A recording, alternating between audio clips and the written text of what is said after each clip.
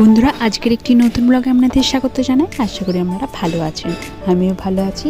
আর এই ফুল শীতকালের দিনে নতুন নতুন ফুলগুলোতে গাছগুলো ফুটে উঠছে, তাতে মন যেন আরও ভালো হয়ে উঠছে।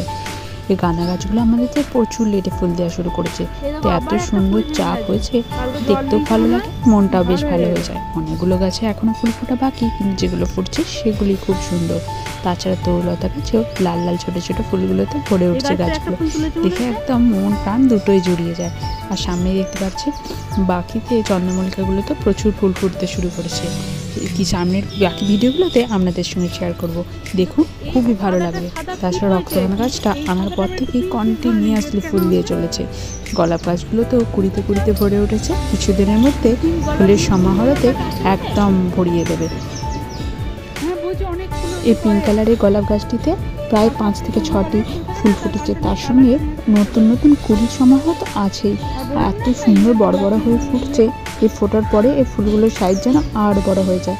আর এই গাছটির নাম জানি না, কিন্তু একটা গাছের গড়ার সঙ্গে এটা চলে এসেছিলো, একটা বোগেনভেলিয়া গাছের সঙ্গে, সেটা এখন মাটির সঙ্গে উপরে উঠে সে বেশ সুন্দর ফুল দেয়। তাছাড়া ওই গাছের গোড়ায় তো এখনও রয়েছে। আর এই চন্দ্রমল্লিকাগুলো দেখছেন দিনে দিনে একদম গাছগুলো ফুলে ফুলে ভরে উঠেছে, ফুলের ভারে তো ওরা হেলেই গেছে। এত সুন্দর লাগে চারপাশটা, দেখে এখানটা এলেই মন জুড়িয়ে যায়। তাই আপনাদের সঙ্গে শেয়ার করতে ভুললাম না, কারণ এইগুলো মেমোরিগুলো যখন আমাদের ভালো লাগে তেমন তো আপনাদেরও। দেখুন এই পাখিগুলো একটা পাকা পেঁপে নিয়ে কী মারপিট শুরু করেছে।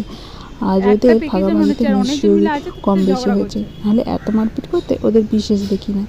দারুণ একদম ঝটপট করে সব উড়ে উড়ে যাচ্ছে।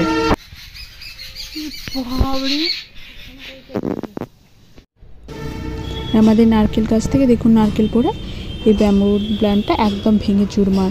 যাই হোক, এটাকে এখন একটা জায়গাতে ট্রান্সফার করে রাখা হয়েছে, পরবর্তীতে এটাকে কোনো ভালো জায়গায় ট্রান্সফার করে নিতে হবে।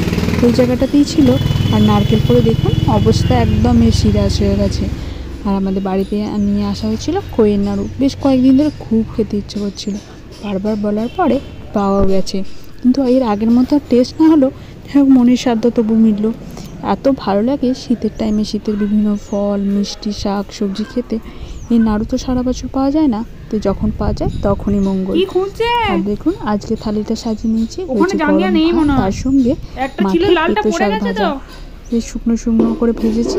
সঙ্গে রয়েছে আলু সেদ্ধ, বাঁধাকপি বড়া, বেগুন ভাজা, আর রয়েছে মটরশুঁটি দিয়ে সজনে ফুলের বড়া, সঙ্গে বাঁধাকপির তরকারি, ডাল আর চাটনি। আজকে বিকেলবেলায় বানিয়েছিলাম চিকেন পকোড়া, আপনাদের সঙ্গে ভাবলাম শেয়ার করে নিই। এই শীতকালে দিনে গরম গরম কফির সঙ্গে এই একদম ধোঁয়া ওঠা চিকেন পকোড়া জাস্ট দারুণ ফাটাফাটি একটা কম্বিনেশন। তাই দেখুন এখানে গরম গরম ভাজি আপনাদের সঙ্গে শেয়ার করে নিচ্ছি। আপনারা অবশ্যই ট্রাই করবেন, আপনাদেরও আশা করি খুব ভালো লাগবে। তার সঙ্গে কালকে বানিয়েছিলাম পাটিসাপটা, ক্ষীরের পাটিসাপটা, এই শীতের প্রথম পিঠে। আশা করি আপনাদের খুব ভালো লাগবে। আর দেখুন আজ সকালে সকালে উঠে এই চন্দ্রমল্লিকাগুলো নতুনভাবে অর্গানাইজ করা হয়েছে, তার সঙ্গে গোলাপ গাছগুলো দেখতে খুব সুন্দর লাগছে না, তাই আপনাদের সঙ্গে শেয়ার করে নিলাম। আর গোলাপ গাছগুলো আর ফুল ফোটার পর বেশ ঠান্ডা ঠান্ডা পেয়ে অনেক সাইজে বড় হয়েছে, দেখুন কত সুন্দর লাগছে। আর তার সঙ্গে অ্যাডেনিয়াম গাছও ফুল ফুটতে শুরু করেছে। সব কিছু দেখে নিশ্চয়ই আপনাদের খুব ভালো লেগেছে, তাহলে একটি লাইক কমেন্ট শেয়ার করতে ভুলবেন না। ধন্যবাদ।